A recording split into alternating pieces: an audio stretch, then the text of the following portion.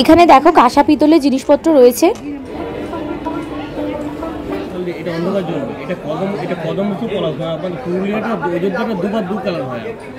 এখন যদি আপনি পুরো সবুজ পাবেন, এটা এখন কদম মুসুর চলছে আপনার এদিক যে পুকুরো পাহাড়টা গেলে মতো হয়েছে পলাশ।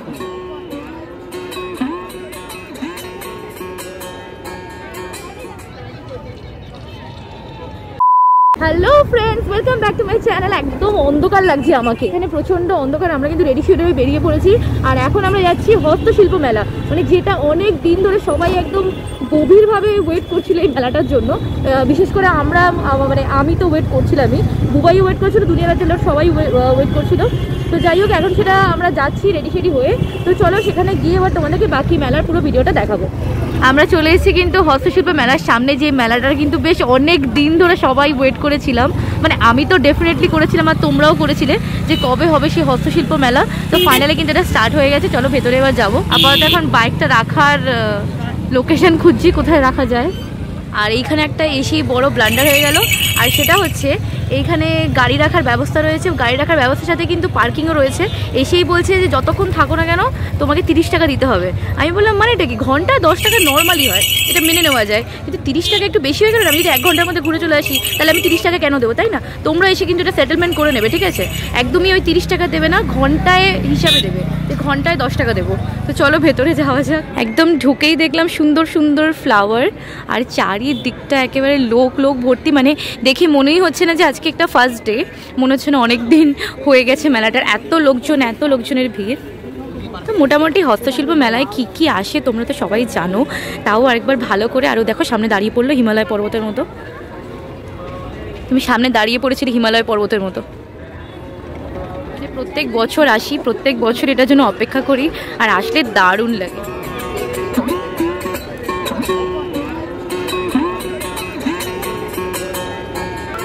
এইবার আসি মেন কথায়। যেহেতু নাম হস্তশিল্প, তো চারিদিকে হস্তশিল্প মানে হাতের কাছে ছড়াছড়ি, মানে কোনটা ছেড়ে কোনটা তোমাদেরকে আমি ভালো করে দেখাবো যে দেখো এই জিনিসটা কিন্তু খুব সুন্দর। অ্যাকচুয়ালি এখানে সবকটা জিনিসই খুব সুন্দর। তবে হ্যাঁ, এইখানে আসার পর ভাবিনি যে আমরা এই মেলাটাতে গেছিলাম প্রথম দিনে, ফার্স্ট ডেতে, তাতেই এত ভিড়, মানে সিরিয়াসলি আমরা ভাবতে পারিনি। এরপরে দেখো এখানে তামার উপরে কিছু গয়নার ডিজাইন রয়েছে, তোমরা এটাকে গোল্ড প্লেটেড করে নিতে পারো। কিছু এখানে গোল্ড প্লেটেড রয়েছে, বিভিন্ন রকমের প্রাইস আছে, তোমরা দেখে কিনে নিও। এই মেলাতে গিয়ে আমরা একটা জিনিস নোটিস করলাম যে এখানে কিন্তু স্টার্টিং প্রাইসগুলো কিন্তু অনেক কম টাকা থেকে শুরু, যেমন 10 টাকারও জিনিস রয়েছে, আবার 20 টাকার রয়েছে, 50 টাকার রয়েছে, যেগুলো কিন্তু অন্যান্য মেলাতে অনেকটা বেশি দাম, সেগুলো কিন্তু এখানে অনেক কম দামে রয়েছে। এগুলো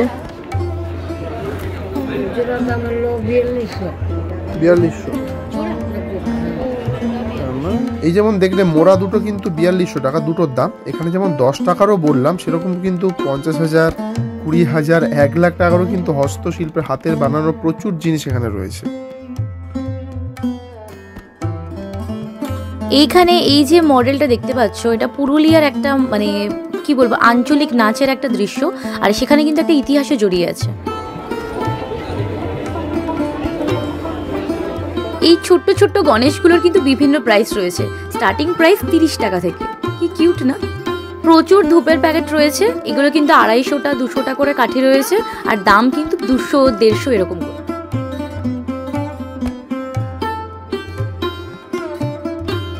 অ্যাকচুয়ালি এইখানে মানে মেলাটা এতটাই বড় আর এতগুলো স্টল বসেছে, তার মধ্যে বুঝতেই পারছো যে তাহলে জিনিসগুলো কতগুলো হবে, মানে কোনটা ছেড়ে কোনটা তোমাদেরকে দাম মানে স্টার্টিং প্রাইস বলবো সেটা আমরা নিজেরাও কনফিউজ।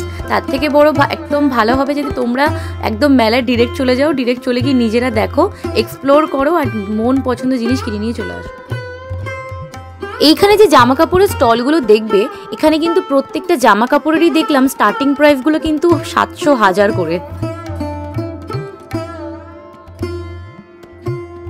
সত্যি কথা বলতে আমিও একটা দেখছিলাম, কিন্তু দাম শুনে আমি একদম পালিয়ে গেছি, মানে ওই দাম শুনে কিনে নিলে ভগবানও ক্ষমা করবে না। এই স্টলটা কিন্তু আমার অন্যান্য স্টলের থেকে অনেকটা আলাদা লেগেছে, কারণ এখানে কিন্তু হাতের একদম নিখুঁত কাজ রয়েছে। দেখো আর্টিস্টিকভাবে বিভিন্ন জিনিস ফুটিয়ে তুলেছে, যেগুলো মানে খুবই ভালো লেগেছে আমার। আচ্ছা বলছি, এই ব্যাপারটা কিন্তু আমি বুঝলাম না, এখানে রতন টাটার বেশ সুন্দর একটা মূর্তি মানে বানিয়েছে, বেশ ভালো লাগছে, সম্মানিত ব্যক্তি, পাশে ওই নঙ্গা পুঙ্গাটাকে দাঁড় করালো কেন, মানে এর লজিকটা কি? এইখানে মোটামুটি এইসব শোপিস ছাড়াও একটা ব্যাগের স্টল রয়েছে, যেখানে প্রত্যেকটা ব্যাগ বা যে কোনো ব্যাগই মোটামুটি স্টার্টিং প্রাইসটা কিন্তু 100। আর এইগুলো দেখো দেওয়ালে লাগানোর টাইলস, কাগজ দিয়ে বানানো।